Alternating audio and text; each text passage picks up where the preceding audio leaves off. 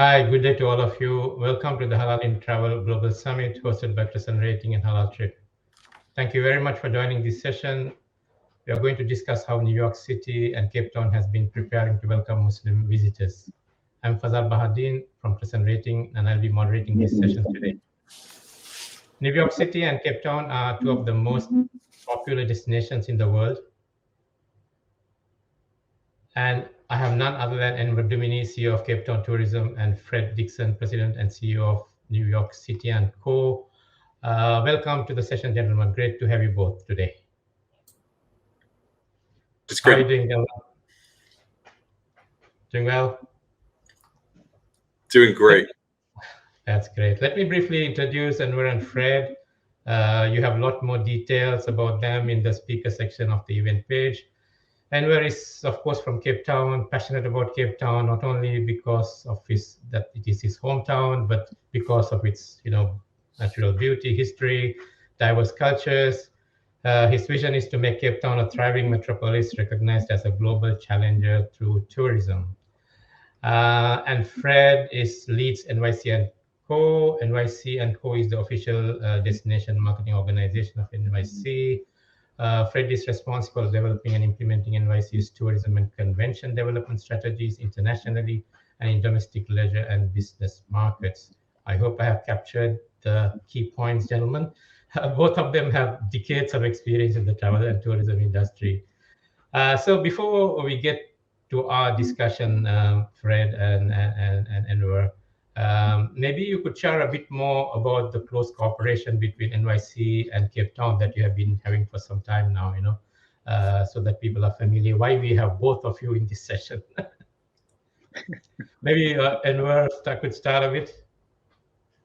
Happy to do that. And again, thanks, Fazal and Team CrescentRating for inviting us to participate in this.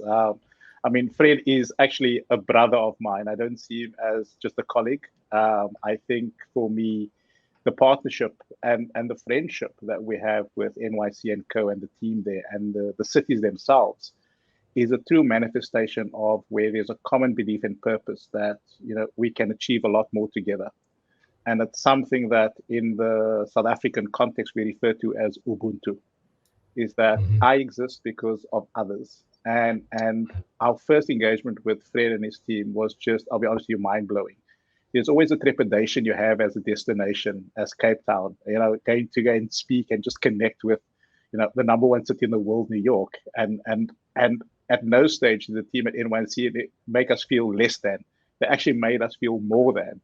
And that is the beauty of the team at NYC. And it actually manifests itself even more than just the team. It is what that city stands for.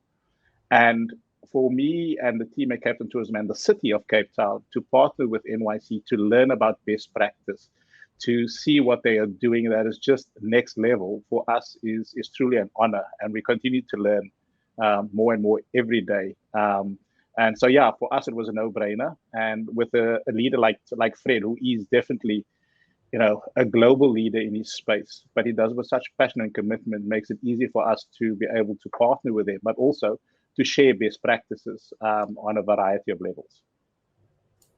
And I'll just add to that. Enver has become family and his entire team, I have to say. And the concept of Ubuntu that he spoke of is something that we've embraced as well. And we have learned so much from his team. We watched for a long time the work that Cape Town was doing in tourism development. The leadership of Enver has been a real inspiration for us. And so as we look to partner with destinations around the world, as soon as Enver and I met, and I'll never forget that day, Enver, we had coffee at WTM, we realized that we were kindred spirits and that we wanted to approach our work in a very unique way. And so we both look at the industry, I think, similarly. We recognize the opportunities in tourism to build communities and to encourage acceptance, obviously, and to celebrate our differences in diversity. And it is something that I think is unique to New York, and it's in many ways unique to Cape Town as well. So it's been a terrific partnership, and I can't wait to see him and the team again. That's great. I have to confess, we have had the pleasure of working with both Anwar's team and also your team, Fred, and really our team has been so impressed how both your teams work, and and how it's very friendly. Really, it has been a great experience working with both your teams. Our main discussion today, of course, is going to be about how NYC and Cape Town, have done, talk about what you guys have done in sort of embrace the Muslim visitors to the city, to welcome them to the city. But before we jump into that, as we are just opening our tourism markets after 2 years of probably the most challenging times, at least in our generation, I wanted to sort of get your views on, what are at least the near-term challenges you guys see as we are trying to accelerate recovery. Maybe Fred? Sure, happy to do that. Yeah, I mean, it's a most unprecedented time, isn't it, in every way? And for us here in New York, it's been very much about rebuilding, the components of travel. The immediate opportunities are obviously domestic. But, the overriding goal for us really has been, in many ways, making sure that recovery is equitable. And for us, that means not only caring after the large attractions and destinations within the community, but making sure that the small businesses thrive as well. I mean, they have had a tremendous impact, and that extends obviously to our Muslim neighbors and community here in New York. And so that's part of the strategy, and we're going to talk a little bit more of that. But it really is re-energizing the small businesses, the local communities and neighborhoods throughout the 5 boroughs of New York. We've done a lot of work over the years, much of it actually in tandem with Cape Town, and focusing on neighborhoods and different parts of our city to showcase, the vibrancy, the dynamism, the diversity of New York. Yes, you can come for the Statue of Liberty and the Empire State Building and Broadway, but you also can come and have an incredible immersive experience in cultures from around the world. And that's been a real selling point for New York. Not just today, by the way, always. But we also see that as one of our big advantages in recovery. So in thinking about rebuilding, we wanted to be very thoughtful in how we do that. And so we see a lot of optimism in the market. To your question, I think, we expect as much as 80% of our visitation to come back this year, touch wood. There are some challenges. Airline capacity is obviously going to be one of those we have to work on. Improving, entry procedures. In the United States, we still have the testing requirement, of course, up. We're having discussions with Washington about how to change that to make sure that we are staying safe, but also restoring commerce. So it's a mixed bag, but there's a lot more optimism today than there have been in months past, I have to say. That's great. I mean, we're optimistic of getting back to 80% of 2019 levels. That's really great. But before I go to Enver, because you touched a point which, when we started doing the work for NYC and, developing the Muslim Visitor Guide, I mean, I have visited NYC before, but I never knew about the 5 boroughs, So maybe, Fred, before we get started, if you can explain the 5 boroughs of New York a bit. I don't think many who even come to New York and go in a couple of days probably are aware of the 5 boroughs and what it represents in New York. Yeah, thank you for that question. Yeah, it's core to our messaging. So many people think of New York, you think of the skyscrapers and our iconic attractions and theater and arts and entertainment, of course. But New York is made up of 5 distinct boroughs. You can think of them as each city within the city itself. 2 of them in particular are among the largest, most diverse communities in the United States, and that's Brooklyn and Queens. If Brooklyn were its own city, it would be the 3rd largest city in the United States after Chicago. So when you think about that, the size and the dimension of a place like Brooklyn within the city of New York, the opportunities are limitless. It has world-class museums and arts and culture, food, history, cultural riches to explore, and incredibly diverse communities. Brooklyn has one of the largest Muslim communities, for example, in the United States. So there's an enormous amount of opportunity there to explore. The other one, of course, is Queens. Queens is our most populous borough, our most diverse borough. So it has literally representation from every corner of the globe. The Bronx, of course, home to the Yankees and the birthplace of hip hop, is one of the most emerging destinations at the moment, which is terribly exciting. And then Staten Island, which is much more bucolic, has some great arts and cultural institutions, and of course the famous Staten Island Ferry to get you there. So when you put them all together, you have an incredibly diverse, incredibly multi-dimensional destination that, to your point, Fazal, not many people think about when they think about New York. And so it's a real opportunity for us. And as we think about the power of tourism to build communities, it goes beyond the core, right? And that's been a commitment that we've made for many, many years in New York. And this is something Enver and I have talked a lot about, is how do we have an impact and grow families and households and communities across the 5 boroughs, because travelers today want experiential. They do want to come see the big draws, but they also want to go into community. We'll see if this trend of slow travel, as they're calling it, sticks with us coming out of COVID. I think people are going to be more thoughtful and want richer experiences. So I think that there's nothing but upside in terms of the opportunity, and the 5 boroughs are ready to welcome travelers back. Great. No, I as I said, I have been there, but didn't know about the 5 boroughs until we started working on it. Enver, your challenges first, and I don't know whether you have boroughs in Cape Town, but yeah. So thanks, Fazal. That's a great question. I mean, to Fred's points, recovery is about building back better. It's about having an opportunity to reset. I think it was Richard Florida that wrote a book about destinations resetting themselves.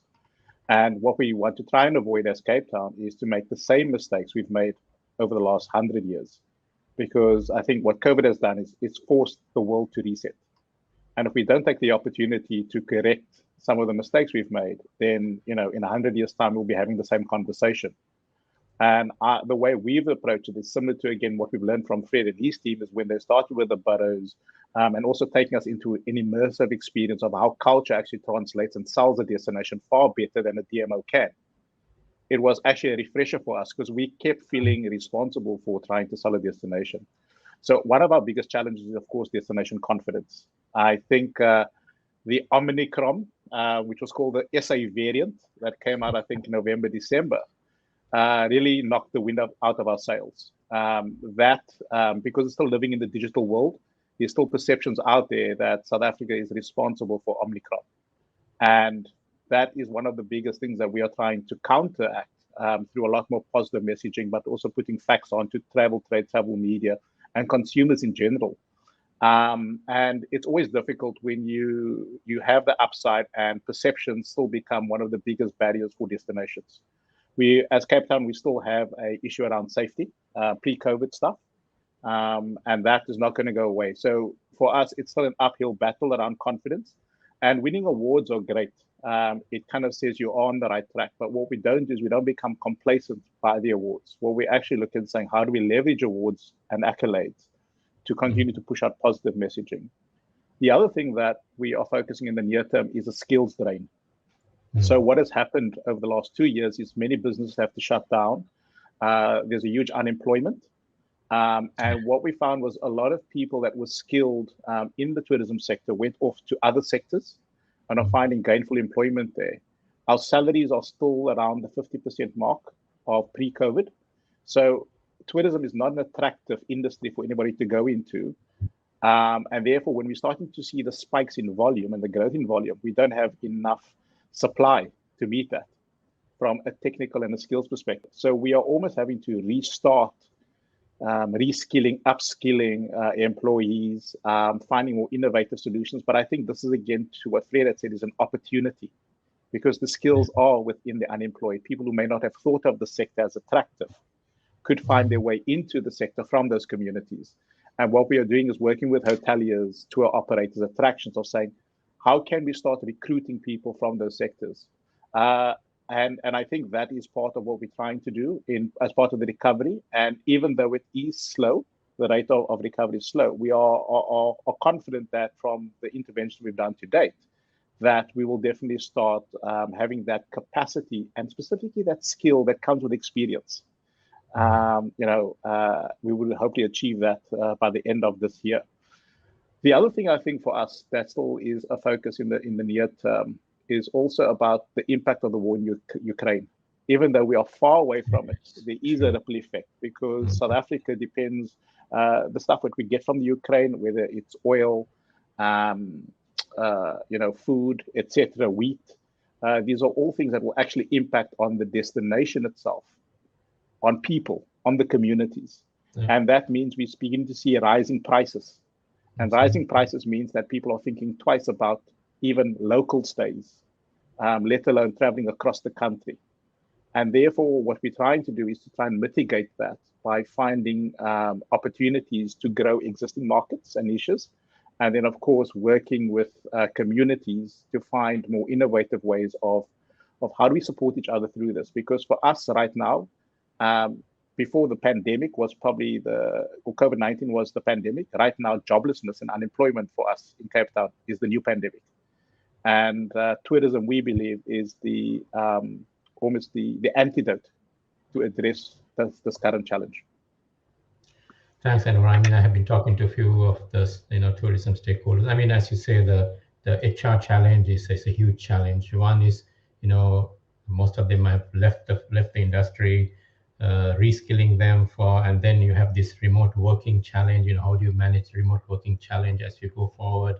And also, how do you attract new grads who have now don't see the industry as a very pretty industry, So I think, we can probably spend one session on that. We have a session actually later in the day on that. And Ukraine, we are just doing a HalalTrip, our sister company. We're doing a tour now, and when we started, when we launched the tour in March, I think before Ukraine happened, the air tickets were a certain price, and it's starting tomorrow, the tour, and at least the prices have gone up by between 30 to 50% depending on where they are coming from. We have about 35 packs. So as we are coming out of COVID, and this is not helping us at all. At least some parts of the world are hit much more than some other parts of the world. Anyway, let's get to our main topic today, which is how Enver and Fred has gone about, Cape Town and NYC has gone about embracing diversity, I think, in general, but also really looking at the Muslim market. So I think let's get started with maybe Enver. How did you go about looking at this market as some kind of a market that you had to sort of focus on? What were your motivations? What sort of I think you started a few years ago actually. If you can take us through, which will also help probably other destinations to look at this market. Yeah, thanks for that. So how we started as Cape Town, the first place we started, we saying we cannot continue to position ourselves the way we've always done for the last 40 years. And I think Fred touched on it, that both of us look at the world similarly. And for us, it's about challenging status quo all the time. Because if we continue to do the same thing, we end up with the same results. And South Africa and Cape Town in particular has always been sold and portrayed as a European destination in Africa. And when you actually look at that, then what we're doing in the service to who authentically we are. And what we then realized was saying it wasn't about who do we need to go after. It was more of a reflection of us as a destination first. Who are we and what do we want to stand for? And that then determines who we want to go after.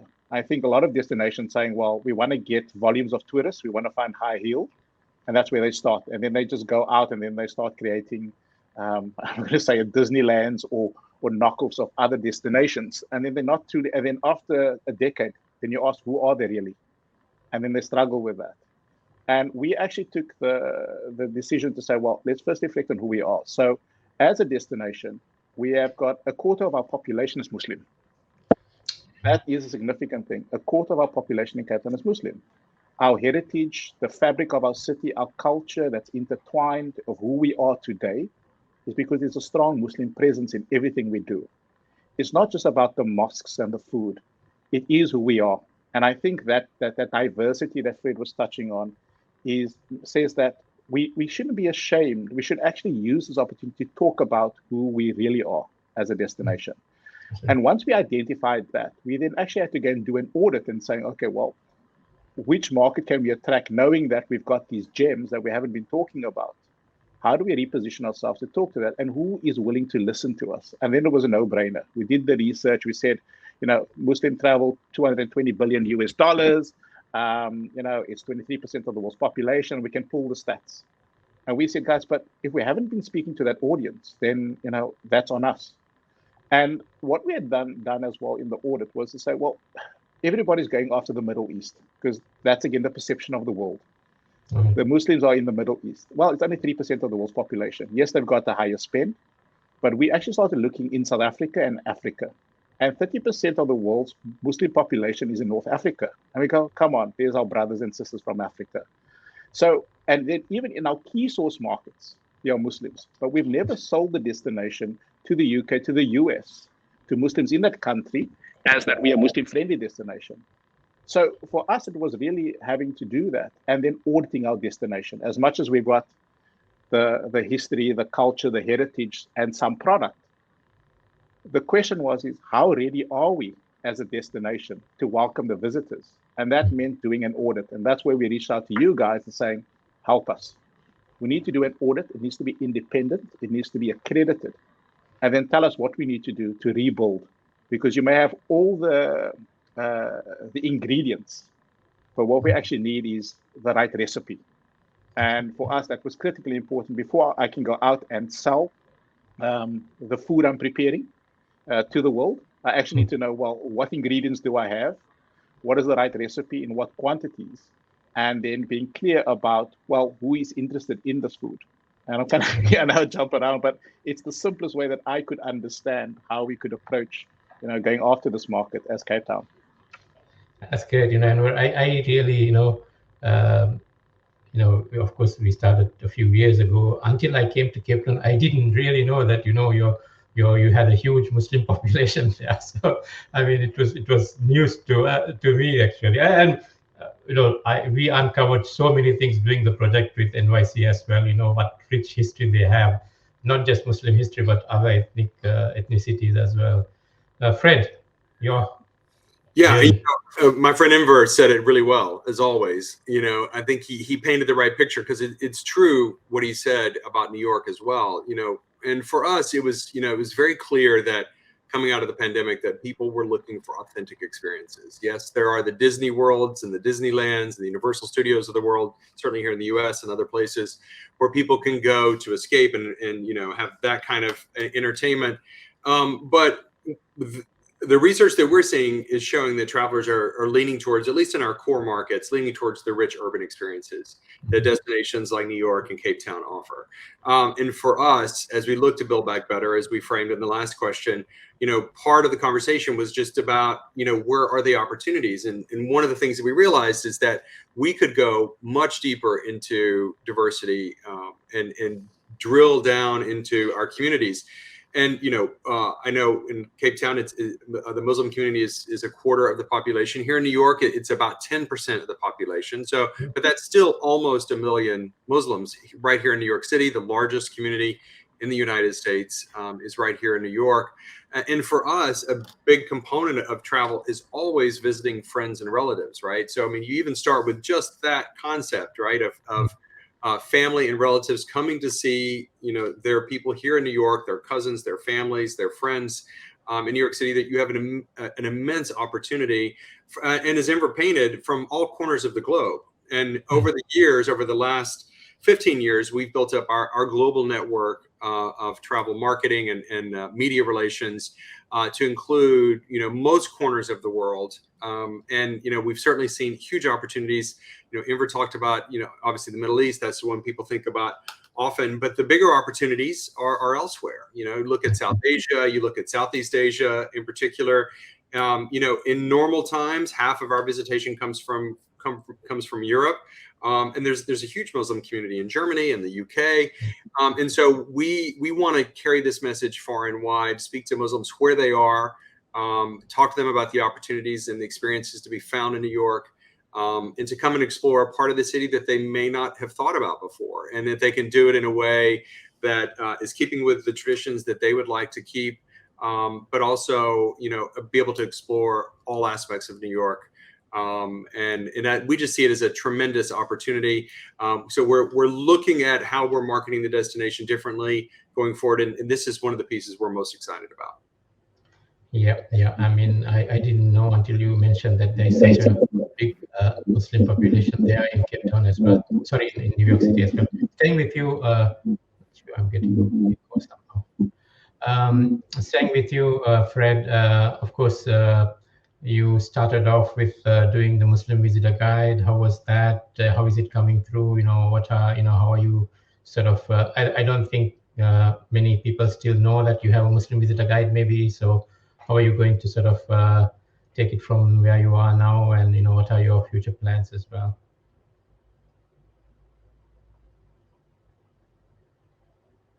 Fred. Oh, I'm sorry. I thought that was for Enver. I'm sorry. I was waiting anxiously to hear what Enver was going to say. No, we are thrilled to actually have worked with your team, Fazal, I have to say, and I heard nothing but great feedback from my team as well about the cooperation, and they're just so excited about this project. And so, yes, this is just the beginning. And one of the things we want to acknowledge is we're not the experts. We want to be, and we're learning a lot. And Enver, of course, is always a guidepost for us, and he's ahead of us in this particular area, and we're going to learn from him. But it's an area where we're making new investments. And so there's a number of steps that we're going to take. We launched the New York City Halal Travel Guide in March, received tremendous response in the press in particular. People were really thrilled to see it. We're going to continue to expand that content, bringing those stories more and more fully into the mainstream of our communication channels on our website and all of our digital channels. We've already engaged a number of influencers in the community to talk about their experiences in New York, and how they see visitors being able to explore all 5 boroughs. So I think there's a huge opportunity to continue to double down on that. We also are looking at new translations and making sure we're making the content available, and to as many people as possible. Arabic is probably going to be the first translation that we do, of course, but we'll be expanding even beyond that. And then carrying this message with us as we go on missions, as we begin to travel back out into the world, inviting people back into New York. It's going to be a key pillar of our content and what we're doing to promote New York and how we talk about New York. And that is good for tourism. That's good for communities. I think it's good for travel overall. And the more we show a welcoming spirit to our brothers and sisters throughout the globe, I think the better travel will be overall. So there's nothing, I think, but great things to come. Great. I haven't shared. I couldn't share with your team. I got a couple of emails saying, I'm going to New York and I have downloaded your guide, so let me check it out. I haven't heard back from them, but that was good. Yes, I think it'll be all good. I think it'll be all good news. You guys did tremendous work. Enver, you have, of course, a longer period of preparing and capacity building since probably a couple of years before COVID even. And how is it going? Yeah. So I think, just to maybe add on to what Fred had said. Fred, you guys are not behind. I think you're actually far ahead. When I look at not only other destinations, but also Cape Town, you've actually got a guide.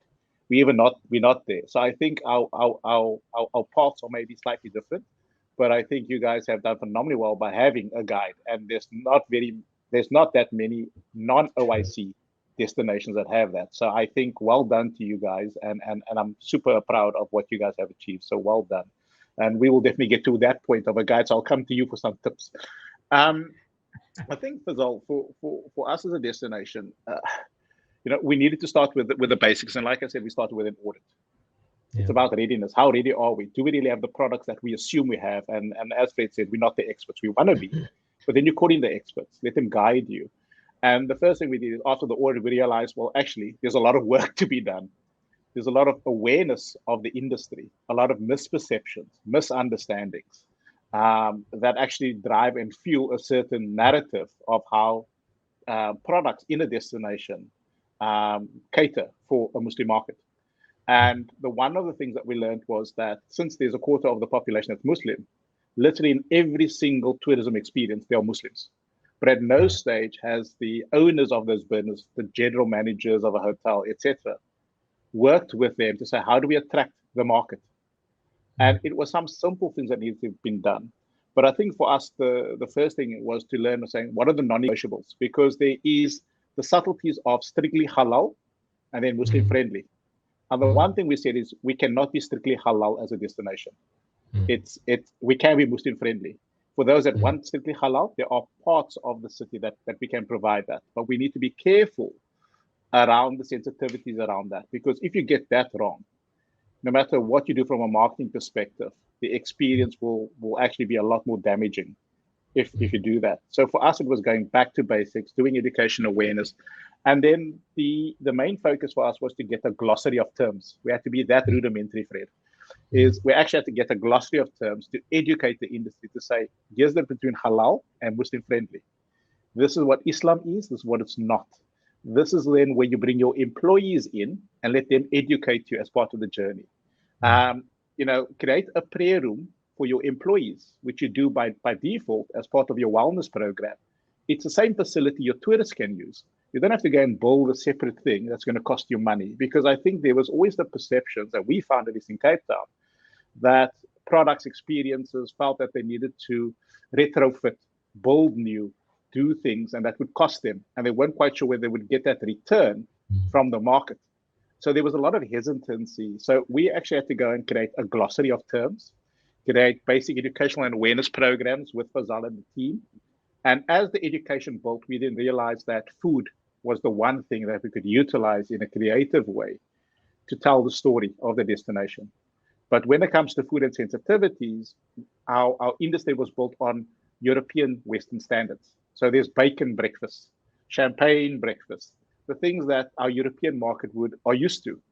But then when you get there and say, guys, but actually and halal was actually set separately from everything main. So it was almost a side table, there's halal, and people didn't understand. Whereas part of the education was saying, how could you actually use substitutes that gives you the quality, the flavor, but doesn't infringe on Muslim food and rights. And by doing that, we created then, I think, what was it called, Fazal? The Chefs Exchange Program. We brought out chefs from Singapore to come and teach the local chefs of how to prepare food in a way that is world-class, tasty, to beyond belief. But the ingredients that is used are substitutes for what you would generally use in a European kitchen or in a Western kitchen. And I think then everything just spiraled from there, is that people understood what it was. The industry knew how they could do stuff that doesn't cost them more, but actually could be done more creatively to attract the market. And then, of course, including their employees in the journey towards attracting that market. And for us, those were kind of the key lessons we've learned over the last few years. And we're still on that journey. And I think for us, probably next step would be to connect with Fred and Fazal just to talk about the guide, because I think that is definitely innovative and what's required as part of our next journey.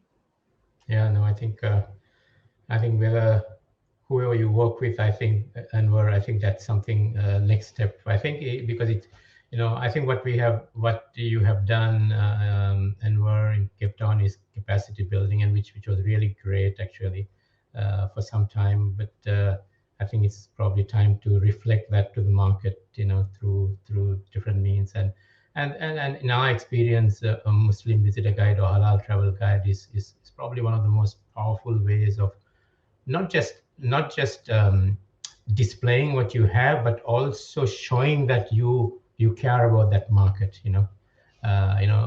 More than displaying, it shows that you actually are ready to welcome the market. So I think that's probably, irrespective of who you work with, I think that's probably something that we need to look at. And from Fred's side, I think it's important, probably, what Enver has done. Maybe you could have a chat on sort of capacity building and sort of, raising know-how and all that. Yeah, anyway, let me keep to your discussion, not mine. Anyway, Fred, so you have done the visitor guide. You're going to promote the visitor guide. As you said, the Arabic guide is going to be out. Any other plans that I was so, I don't know whether you have noticed, there was so many Ramadan, breakfasts, gatherings in New York, many actually.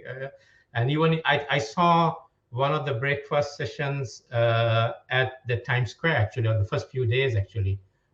So yeah, there were a lot of things happening in New York. Yeah, absolutely. And I'm sorry, I've got some construction out in New York. Outside the window, there's always construction in New York, it seems. But yeah, there's and that's the beauty of this. And I think it's so great what Enver just outlined. He's, as always, smart and thoughtful in how he goes about his business. And the capacity building is certainly a big part of it. And we are fortunate, I think, here in New York, to your point, Fazal, that there is an enormous amount of capacity already in the market. We just need to bring exposure to it.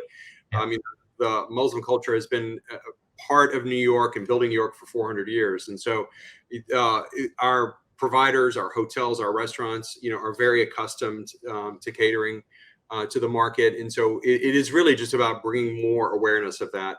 And then still doing capacity building, right? So that more and more of the community can actually join in this effort. And that will just create more opportunities, open more of the destination up, so that Muslims feel comfortable and welcome throughout all 5 boroughs fully. And so I think for us going forward, there is some more education we're going to do. So it's going to be a blend. I think as we market more, I think we're going to be creating more awareness and more conversation in the community. I think we're going to have more businesses say, how do I become part of that? And I'm so impressed, Enver, that you actually did a chef exchange program. I think that's brilliant. And if we realize that we need to do the same, I'd love to come to you with some suggestions. We might even be able to do that within the 5 boroughs, actually. Chefs exchanging from one borough to the next. So we do have, we're such a crossroads. But for us, I think, it's, as we pointed out, it's just the beginning of this journey. And it's an exciting one. Our team is so engaged and motivated. I don't think I've seen them this excited about a project in a really long time, because they see the opportunities and they see how much it makes sense and fits with our commitments to promoting an inclusive New York City experience and expanding our audiences. So we're thrilled about it, and we're grateful to Crescent Rating for your support, and just look forward to expanding on what we've been doing. Great. As we are nearing our time, I have some fun questions for each of you. This is my fun question. Enver, tell us, if you're visiting New York City, what are your not to be missed places that you should visit in New York? Easy, Red Rooster, done. For me, it's probably one of the most eclectic, amazing experience that actually allows you to engage with the community through the food, through the experience, but also the ambience. It's a true reflection of New York that I think sometimes, to Fred's point, is we go for the iconic, but it's sometimes those off the beaten track things that will leave lasting memories with you, because you actually create true connection there.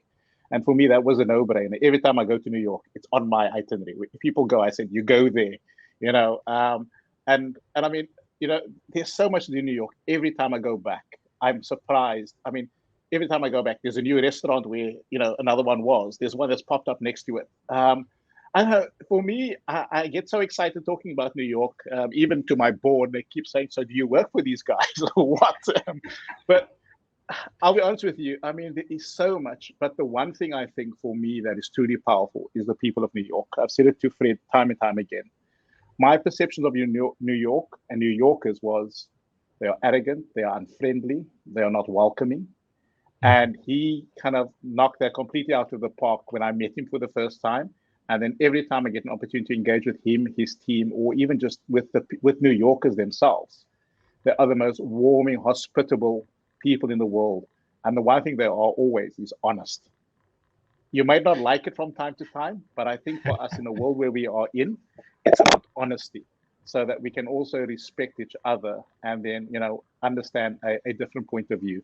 So for me, it would be the Red Rooster without fail. And of course, I have to be South African, so there's Mandela restaurant as well. So, we need to bring that in. Fred, your top choices in Cape Town. Yeah, and I have to say, I mean, Enver just explained that so well. I mean, this is such a testimony to how travel breaks down barriers and misperceptions, right?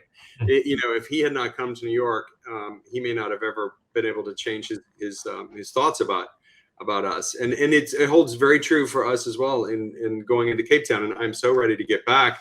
And for me, it is about the people as well. I mean, Enver, you said it, and the pinotage, I have to say, and Enver knows that, so I kind of got a little addicted to the pinotage, and because it's hard to get in the US sometimes. So, Enver hooked me appropriately on the pinotage. But I have to say, spending time with him, seeing the community through his eyes, to me is the most memorable part of my time in Cape Town, and I want to do more of that. You know, yes, you can't describe Table Rock, you can't describe our Table Mountain, you can't describe appropriately, obviously, the ocean and the vistas and the food. But to me, it is about the people. And when I travel, connecting with local communities, connecting with neighborhoods, hearing their stories, the authenticness of the local community, whether that's through food, whether that's through art, whether that's through just a city tour and a neighborhood tour with a local guide, that is, to me, what the essence of travel is all about. So, and I think there's no better place to do that in Cape Town. The amazing history, the rich culture, the pride of the people, the rich heritage that they share is super inspiring for me. And it is a tremendous market. And I'm thrilled, by the way, I have to put a little plug in. We have our nonstop back to Cape Town. So oh, really? Okay. We worked on really hard, and Enver made it happen. So you can fly on United now between New York and Cape Town directly. So there's nothing but I think blue sky opportunity for us as we go forward. Wonderful. Thank you, gentlemen. I had the pleasure of visiting both of you, more Cape Town than New York, but looking forward to visit again. Thank you, gentlemen. It was really a pleasure having both of you for this discussion, and hope to visit both your cities soon and see after the long 2-year period. Yeah, that's okay. That's it from us. Any last words from you, Fred, from Enver? I'll just say thank you for the inspiration, Fazal, and the support. You know, I think other destinations would be wise to seek your counsel and guidance, and so we thank you for your commitment and partnership. Thanks. Enver, your yeah. One would have thought after 2 years of doing this that you would not be told you're on mute.